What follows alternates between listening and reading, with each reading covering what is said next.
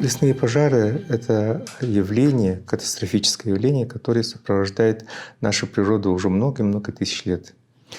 И наши древесные породы, наши экосистемы, они приспособились к тому, что периодически эти лесные пожары происходят.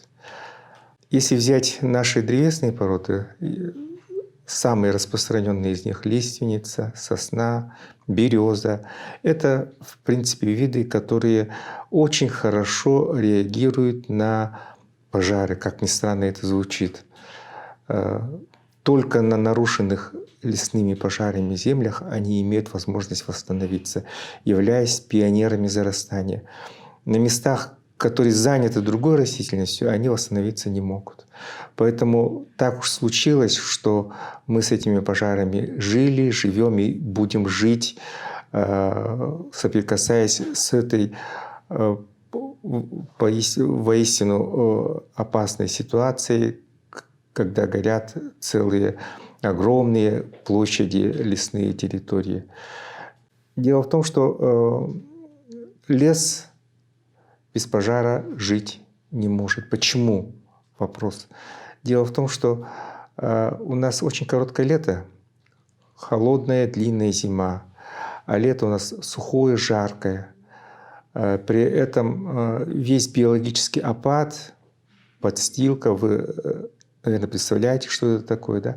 За коротких 3 лета, сухих к тому же, да, не успевает перегнить и накапливается в виде горючего материала, который готов сгореть. То есть каким-то образом утилизироваться. Биологическая утилизация у нас очень низкими темпами проходит. И поэтому огонь является единственным практически средством, основным, который позволяет возобновлять круговорот веществ, возвращает органику в природу в виде золы, в виде сажи, в виде углерода и так далее. То есть, когда мы говорим, что лесные пожары — это однозначно зло, это не совсем так. В природе все взаимосвязано. В природе лесным пожарам есть место. И вот наши исследователи смотрели, что же было в конце плейстоцена, в Голоцене с пожарной ситуацией. Да, были те же самые пожары. И пожары иногда тоже имели катастрофический характер. Обследование лесных пожаров, лесных гарей, скажем, привело к тому, что была установлена периодичность лесных пожаров. Вот нами, скажем, да. Каждый лесной массив, например, в Центральной Якутии, каждые 15, 20, 25 лет проходит в каждом лесном массиве лесной пожар той или иной интенсивности. Это не означает, что во время лесного пожара все гибнет, весь лес гибнет. Да, много погибает, и для биоразнообразия это большой урон, но в большинстве своем деревья все-таки сохраняются. На них остаются отметины, поранения, но они продолжают жить. И вот по этим поранениям, по темпам роста, по изменениям в приросте можно фиксировать, что деревья переживают за свою жизнь 9, 10, а иногда и больше лесных пожаров. Да. И живут в это время. Ну, так уж они устроены, что у них толстая кора, что хорошо сучья опадают нижние, в связи с чем деревья страдают, их нижняя часть, а в кроны и так далее редко переходит огонь. Все-таки в большинстве лесных пожаров у нас носят наземный характер. Это беглые низовые, иногда устойчивые низовые пожары, редко переходящие в сплошной или верховой пожар. Есть, правда, еще и подземные пожары, все это представлено. И если говорить о причинах пожаров, то, что вы спросили, да, то в целом статистика говорит о том, что половина или чуть более это по вине человека, конечно, возникает.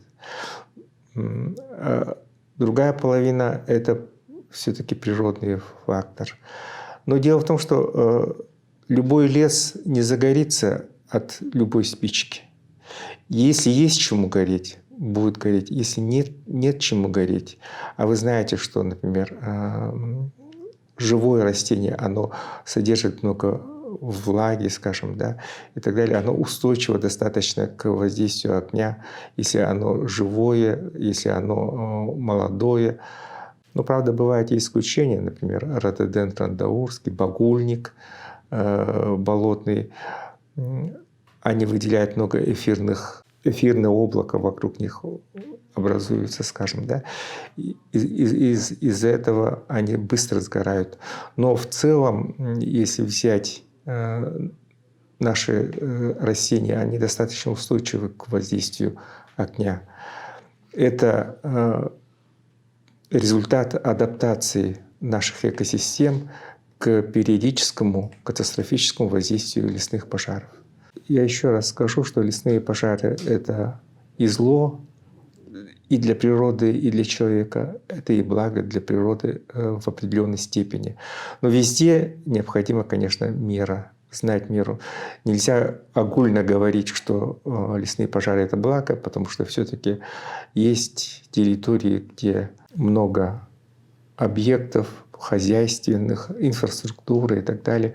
Там, конечно, опасность от лесных пожаров очень велика. Тем более, вот как говорят, что одна слезинка ребенка перевешивает весь тот положительный эффект от лесных пожаров, который для природы мы как бы констатируем.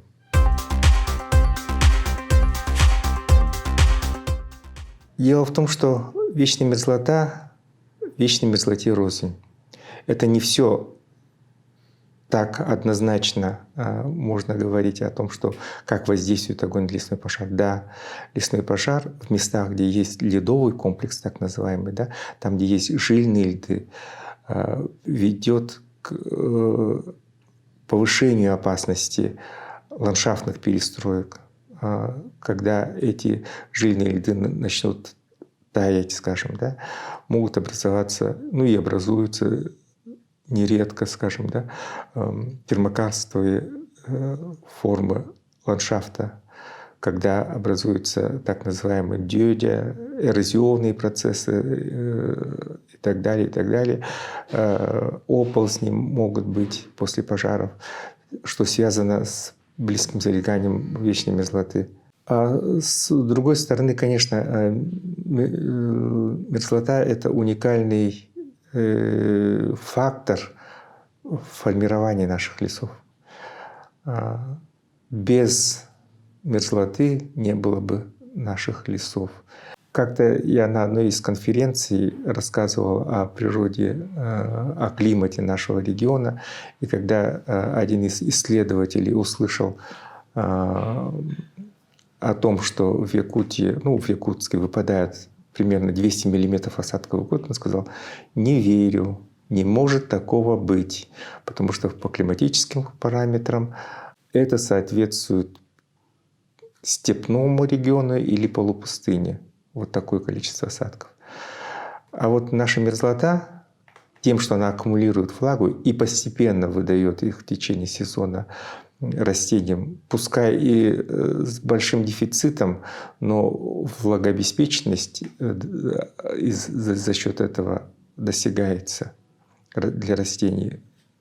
И им достаточно для того, чтобы здесь формировалась не степная растительность, не полупустыня, скажем, да, а лесная растительность, синичная светлохвойная тайга, сосновые леса, скажем, да, могут здесь формироваться. И поэтому мерзлота, она определяет весь облик растительного покрова нашего. В то же время лесной покров, растительность, в первую очередь леса, то, что я говорил, да, они оберегают верхние горизонты вечной мерзлоты. Ничего вечного в жизни не бывает, конечно, да, но вот то, что лес позволяет ну, практически вечно существовать нашим ландшафтам, ну, вечно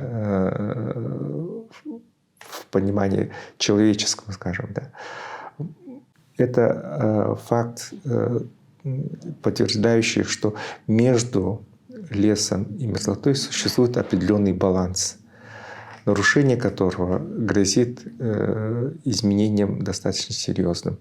В настоящее время, конечно, происходят вот нежелательные моменты разрушения ледового комплекса, снижение вот, роли лесной растительности в определенных ландшафтах, скажем, да, что может привести к каким-то глобальным изменениям. Изучение роли наших северных экосистем в поддержании глобального баланса, глобальной стабильности на биосферном уровне – вот одна из задач в настоящее время мировой науки. Поэтому, наверное, Якутия является лабораторией своеобразной изучения климатических явлений, климатических процессов со стороны ученых всего мира практически. Ежегодно здесь, на территории республики, здесь расположены стационары, базы Института биологических проблем крилизационный, Института мерзлотоведения, международные стационары и так далее, на которых ведутся вот такие инструментальные аналитические исследования процессов, обеспечивающих стабильность наших экосистем, в том числе и на биосферном уровне.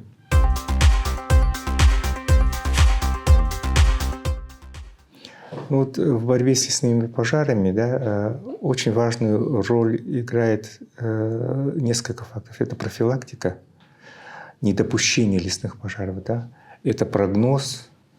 Дело в том, что существует две составляющие лесных пожаров. Почему они происходят? Да? Это сама природа лесов такова, что в них накапливается много горючего материала. И второе – климат. Ну, погодные условия, так скажем. Да? Погодные условия, засуха ведет к повышению опасности возгорания лесов. Да? Ну и третий фактор добавляется – это человеческий фактор, конечно. Да? Спрогнозировать и вести профилактическую работу по биологической составляющей. Это один из рычагов борьбы, одна из возможностей борьбы с лесными пожарами. Если лес захламлен, много горючего материала, скажем, да, если много сухостоя и так далее, он будет подвержен лесному пожару. Если мы его очистим, если мы удалим сухостой, если будет вести грамотное лесное хозяйство, скажем, да, лесохозяйственная деятельность будет осуществляться, то мы снизим риск лесных пожаров в таких местах. Да. Следующий момент – прогноз погодных условий. Если у нас будет своевременный, точный прогноз погодных условий, то можно предвидеть, где возникнут лесные пожары и куда нужно мобилизовать внимание органов охраны природы, органов лесопожарных охраны, скажем, да, органов лесного хозяйства для того, чтобы сосредоточить внимание, ну, вовремя принять какие-то управленческие решения для этого. Например, 2 года, 19-20 год, очень сильно горели севера. Да. Вы знаете, Верхояние, Мома там горело и так далее, и так далее, и так далее. Все северные арктические, периарктические регионы горели. Почему? Потому что они, во-первых, давно не горели, а во-вторых, погодные условия сложились там такие, что лесные пожары быстро распространялись. На заре своей, скажем, исследовательской деятельности, когда я только-только поступил на работу, в 80-е, в 86-87 году очень много горел Алеккинский район. Там были катастрофические пожары и так далее, распространялись на огромные площади. И причиной распространения потом, как мы выяснили, явились лесосеки, плохо очищенные от порубочных остатков места заготовки леса. Эти порубочные остатки явились как бы Бигфордовым шнуром, по которому распространялся огонь. Ну и плюс так называемые наши эти сухие речки. Это ручьи, речушки, поросшие травой, кустарниками, и которые тоже являются проводником горения. Если они высыхают, да, по ним тоже очень хорошо распространяется лесной пожар. Наша задача в том, чтобы вести работу по уменьшению опасности в лесу самом, да, и по прогнозированию погодных условий для того, чтобы предотвратить катастрофические явления с лесными пожарами. Лесной пожар — это очень опасное явление, которое нельзя недооценивать с точки зрения опасности для человека, для хозяйства и так далее. Оно всегда было, и из-за этого как бы ожидание опасности от лесных пожаров иногда притупляется у людей. Да? И поэтому такое пренебрежительное отношение к огню. Очень много пожаров у нас возникает ведь из-за сельхозпалов. С одной стороны, сельхозпалы — это исконно традиционный метод хозяйствования, подготовки сенокосов, подготовки пастбищных угодий и так далее. Да? С другой стороны, она сопряжена с опасностью лесных пожаров, конечно. И поэтому здесь однозначного рецепта, что делать с сельхозпалами, нет. С одной стороны, вроде и нужно, потому что это убыстряет возвращение органики в природу, скажем, в почву, скажем, да, с одной стороны. Но с другой стороны, вот опасность лесных пожаров резко возрастает. И тем более, что население сельхозпалы пускает практически бесконтрольно. Из-за бесконтрольных лесных палов возникают раннелетние, весенние пожары в первую очередь. Можно по-разному относиться к запрету сельхозпалов, но это факт, и поэтому здесь необходимо каким-то образом найти какую-то золотую середину.